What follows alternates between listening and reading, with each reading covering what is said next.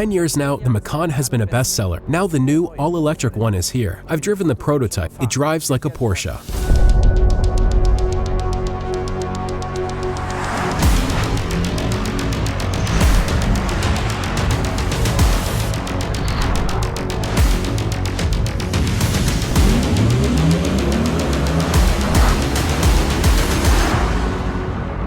Jörg, what goals and challenges were there during development in terms of retaining the identity of this successful model line? When we develop a new model, Porsche always focuses on performance and driving dynamics. That's Porsche.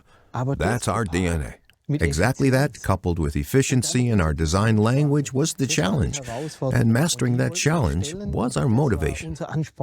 Could you give us a ballpark estimate of how many pre-production test kilometers the model will have? Well, I can tell you that we've recently done over 3.5 million test kilometers. That's several 24-hour of Le Mans in a row. You have to drive a long time to get that far. We're on the road worldwide. We have to cover all temperature ranges, so minus 30 to plus 50 degrees, which we get in Death Valley, for example. We have an SUV, so we want to cover the full spectrum there as well. So we do gravel, snow, sand, to get the whole picture. We're all over the world. It's essential that the car looks like a Porsche. Everyone has to see it. The fly line has to be right, and yet the efficiency has to be there as well. And of course, the drag coefficient is a key factor here. That's a very interesting point. I was in the wind tunnel, and the aerodynamics engineers and designers explained the vehicle and its efficiency to me.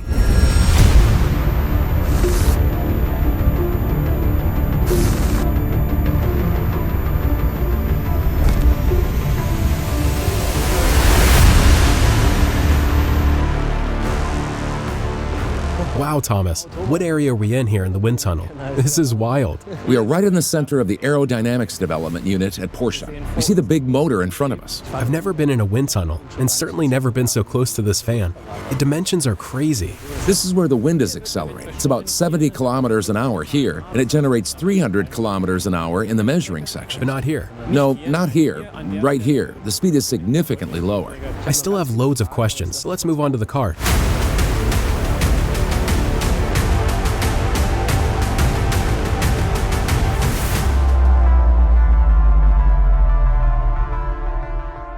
And we're now showing those who made this car. Peter, our designer, and Andy, our aerodynamics engineer. Hi, what is the teamwork like? What does the designer want? What does the aerodynamics engineer want? And are there any sticking points? The basic design should be classic Porsche, and that sometimes conflicts with the specifications they set out for us. We then have to harmonize things so that it still looks good and also functions well. In any case, we work on every millimeter. Yes, this is true. It was a pretty intense collaboration with the designers, particularly these corners that are so nicely accentuated here. The aerodynamics engineer always wants to take it further, especially when there are shorter overhangs, and when the design wants to stay further in. I think we found a great compromise here in combination with the air curtain channel. It must be said that this is still a prototype and not the finished car, of course. You can already see where it's going. I already feel it's absolutely inspiring. It's still a prototype, but at least you can see the things we're still working on, the things we're still putting the finishing touches to. Can you give me a few specific examples that perfectly show this teamwork?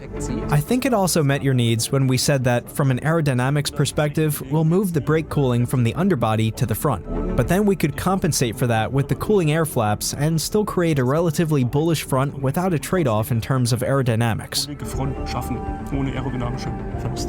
I'm familiar with that from motorsports, where we drive with a closed underbody, like in the LMP back then. And that makes a huge difference. How is that here in the new Macan? The battery floor means we have a completely closed underbody.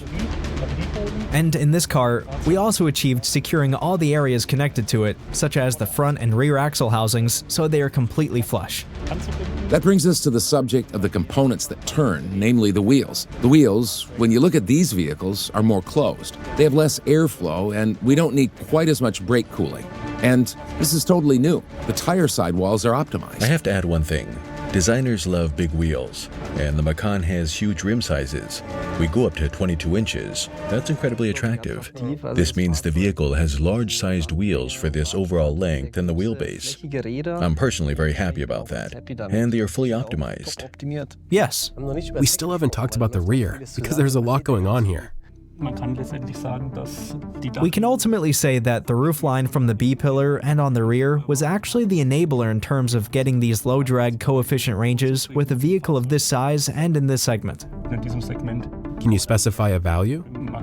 With the Macan, we achieve a top CD value of 0.25. That's a tenth better than the predecessor. Which means a huge step forward.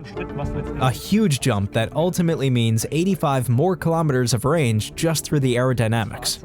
This vehicle has very high and ambitious targets, and we agreed that we could only get there by revisiting the entire roofline. We've adapted aerodynamic elements that make the vehicle even better in different driving situations. But we integrated them really well. And integration is quite important in the sense that you get a much clearer and cleaner design.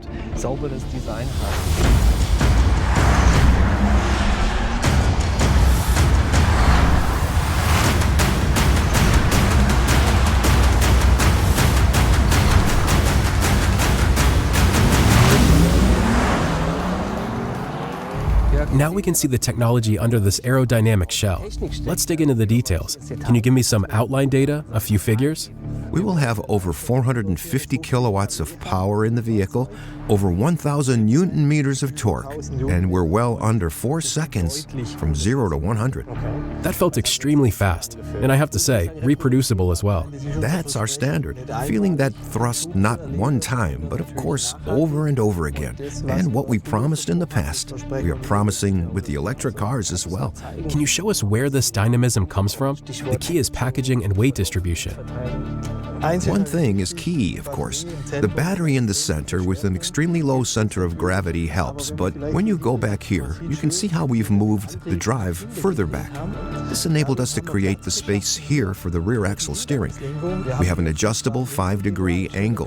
This gives us an outstanding turning circle and great driving dynamics. I don't have to tell you what rear axle steering does for the dynamics, and visually you can also see that we have a very powerful electric motor or a fully variable distribution of the power. To top things off, we have a height-adjustable air suspension with a 2-valve damper, which easily spans the full range between sportiness and comfort.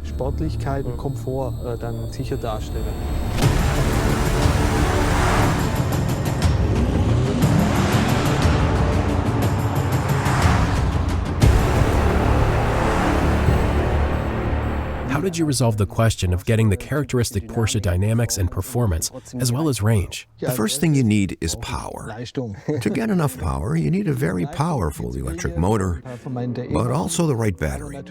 We integrated a 100 kilowatt-hour battery in the car, of which we can use 95%. And then you have the element of recuperation. We can recuperate up to 240 kilowatts using the brakes. In other words, you only rarely need the friction brake.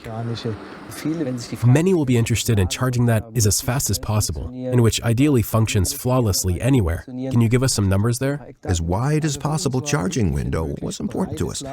We can charge with 270 kilowatts, and that over a very wide range. But I think it's quite impressive that we can recharge for 100 kilometers in about 4 minutes. I think those are really impressive values. Do you test how charging works in different countries? That's very important. We have different charging standards, so we go all over the place in our main markets to try them out and to use charging as well, because charging an electric vehicle simply has to work. Can you give us a value for the range? Well, I can assure you that all variants will exceed 500 kilometers.